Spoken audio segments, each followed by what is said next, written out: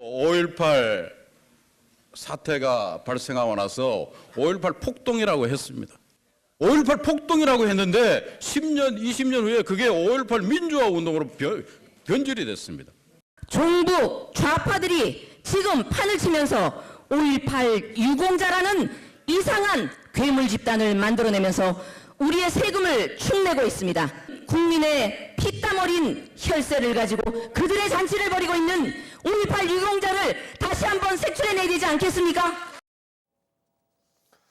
예, 좀 뭐 과격한 발언들이 많이 나왔습니다. 5.18 폭동이라고 그랬고 5.18 유공자라는 괴물 집단 이런 얘기들을 했는데 어쨌든 이런 자유한국당 일부 의원들의 5.18 발언을 두고 여야가 지금 비판을 쏟아내고 있습니다.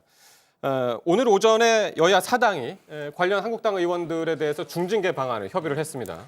네, 지난 8일 국회의원회관에서 열린 공청회를 주최한 분이 김진태 의원과 이종명 의원 두 분입니다. 그리고 조금 전에 나온 김순례 의원은 이제 축사겠죠. 나와서 이야기를 하시면서 그렇게 말씀을 하셨는데 예. 전반적인 내용은 뭐 5.18이 폭동이 왜 민주화 운동이 됐냐, 그것이 잘못됐다라는 이야기인 것 같고요. 그리고 유공자를 혈세를 축내는 괴물 같은 뭐 이런 말씀들을 하시면서 우리 국민들이 다들 진짜 경악을 하셨을 것 같아요. 네.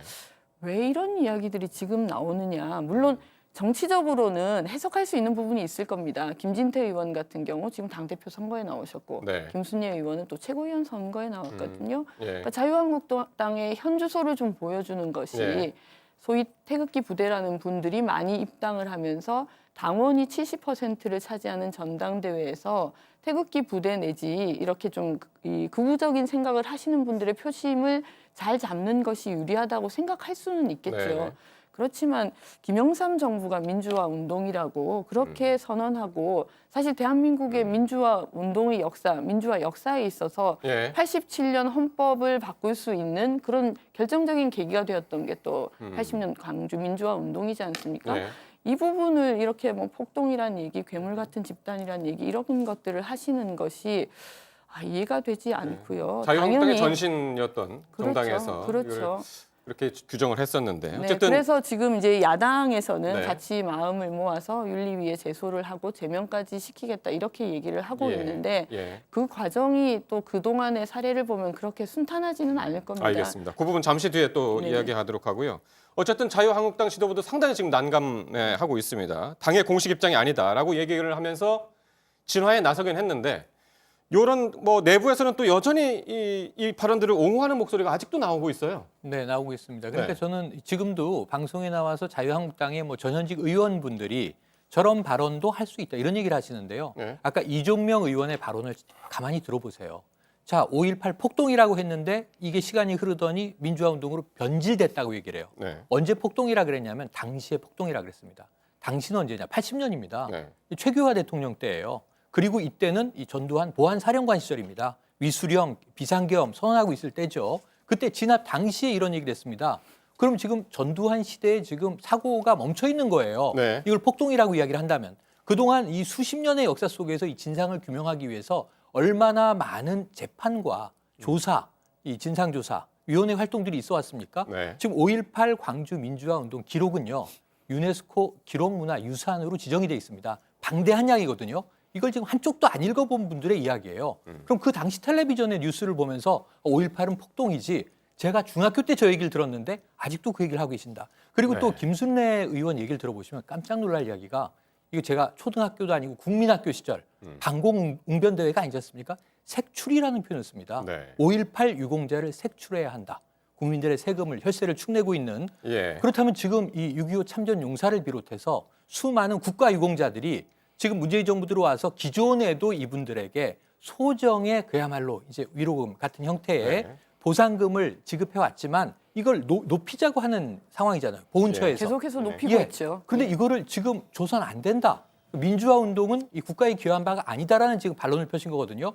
심각한 국기문란이에요. 제가 듣기에는 여기에 대해서는 정말 정치권에서 치열한 논쟁이 있어야 되는데 아까 말씀하신 대로 지금 징계위에 국회에서 회부해도 199석의 동의가 없으면 안 되기 때문에 자유한국당 의원 일부가 함께 이 찬성하지 않으면 징계는 처리되지 않을 것입니다만 이것을 국민들이 들으면서 물론 그분들이 호소하는 지지층이 있겠지만 소구하고자 하는 나머지 대다수의 국민들은 뭘로 보시는 분들입니까? 그렇지 않고선 저런 발언을 이 상식에 부합하지 않는 발언을 하고 그럼 나머지 듣는 국민들은 저걸 어떻게 해석하라고 지금 저런 말씀들을 던지시는 건지 저는 네. 역으로 여쭤보고 싶습니다. 어쨌든 뭐 그동안은 뭐 일부 극우 인사들이 네. 어느 뭐 자리에서든 사적인 자리에서 이런 이야기들을 했다는 얘기를 들었어요. 저 자리에 여의도 김한원 씨도 가 한복판에 있었죠. 국회 안에서 네. 공개석상에서 이런 발언을 해서 상당히 이제 깜짝 놀란 분들이 이제 많이 있고요. 비판이 이제 막 쏟아지고 있는데 김진태 의원하고 지금 김순례 의원이 또 이후에 입장을 내놨죠. 네, 한 발 좀 물러선 모습인데요. 저기에 대해서 이제 출당 제명 등에 대한 얘기는 한국당에 관한 이야기이기 때문에 왜 이런 말이 나오는지 모르겠다라고 하면서 저를 네. 띄워주려는 것이다 이렇게 얘기를 하고 있는 게 김진태 의원이고요. 김진태 의원은 어제 그 자리에 나오진 않았어요. 그래서 사실은. 현장에 있지는 예, 않았습니다. 현장에 있지는 않았습니다. 네, 하지만 영상 이 메시지를 영상 보냈죠. 메시지뿐만 어쨌든 아니라 주최자이기 때문에 예, 주최자입니다. 여기에 대해서 여러 가지 이야기들이 나올 수가 있는 거고요.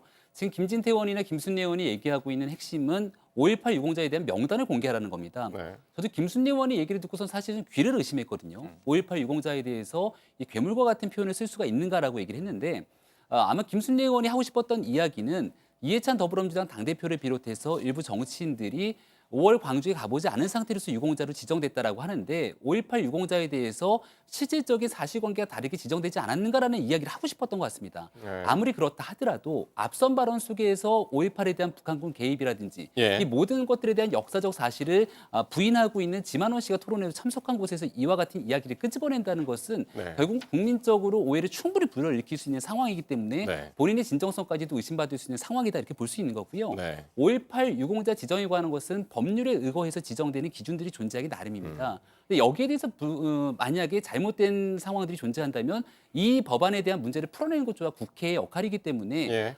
정상적인 범위들을 좀 벗어나게 되는 상당한 무리수를 던졌다 이렇게 생각이 됩니다. 자, 일단은 그래서 이제 5.18 관련 그 한국당 의원들에 대해서 이 5월 단체도 강경 대응을 예고하고 나섰는데 아까 뭐 얘기하셨죠.